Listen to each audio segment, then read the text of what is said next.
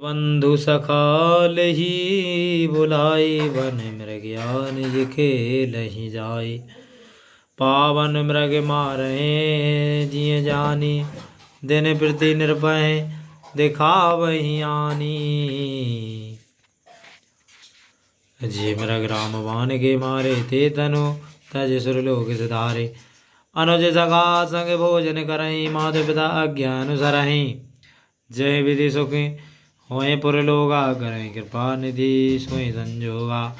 वेद पुराण सुने मन लाई आप कहें अनुजन समुझाई। प्रातः काल उठ के रघुनाथा माता पिता गुरु नावहि माधा। आयुष मांग करें पुरु काजा देख चरत हर्ष मन राजा। व्यापक अकल अनीह अजय निर्गुण नाम न रूप भगत हेतु नाना विधि करत चरित अनूप। लिखनि सिया रामचंद्र शंकर हरिओम श्री सीताराम जय पवन कुमार। मंगल भवन मंगलहारी द्रवौ सुदशरथ जय बिहारी। दीन दयाल वृद्ध संभारी हरो नाथ संकट भारी। श्री राम जी भाइयों और इष्ट मित्रों को बुलाकर साथ लेकर वन में प्रतिदिन शिकार खेलने जाते थे। हृदय में जिस हिरण को पवित्र समझते उसे मारते और नित्य प्रति लाकर राजा को दिखाते थे। जो हिरण राम जी के हाथों से मारे जाते हैं वे शरीर त्याग कर स्वर्ग को जाते हैं। वे छोटे भाइयों और मित्रों के साथ भोजन करते और माता पिता की आज्ञा का पालन करते।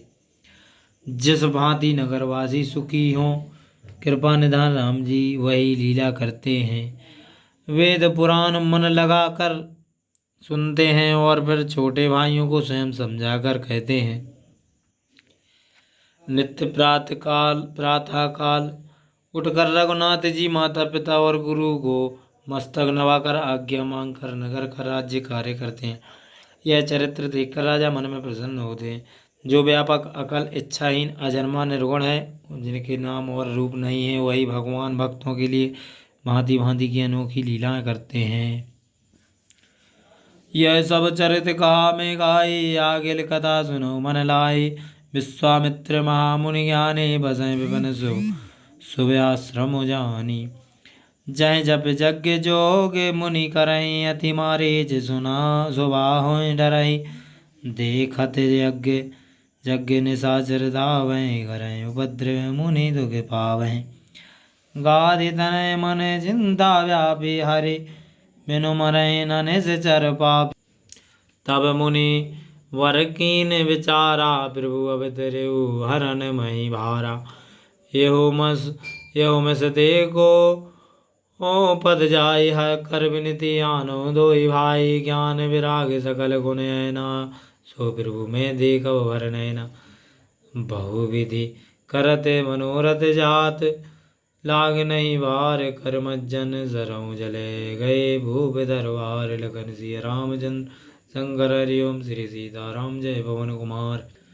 मंगल भवन मंगल हारी द्रौज दशरथ जय बिहारी। दीन दयाल रस संभारे हरो नाथ मम संकट भारी। यह सुंदर चरित्र मैंने वर्णन किया। अब आगे की कथा मन लगा कर सुनो। ज्ञानी विश्वामित्र मुनि वन में इच्छाश्रम जानकर रहते थे। वहाँ मुनिजन जप योग और यज्ञ करते थे परंतु मारीच और सुबाहु ने बहुत डरते थे।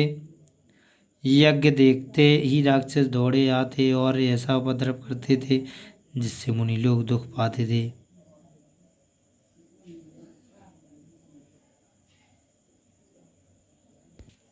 विश्वामित्र जी के मन में यह चिंता हुई कि हरि के बिना यह पापी राक्षस नहीं मरेंगे।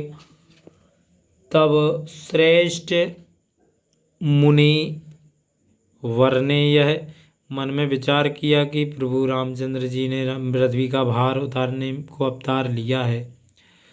इसी बहाने से जाकर प्रभु के चरणों के दर्शन करूं और विनती करके दोनों भाइयों को ले आऊं।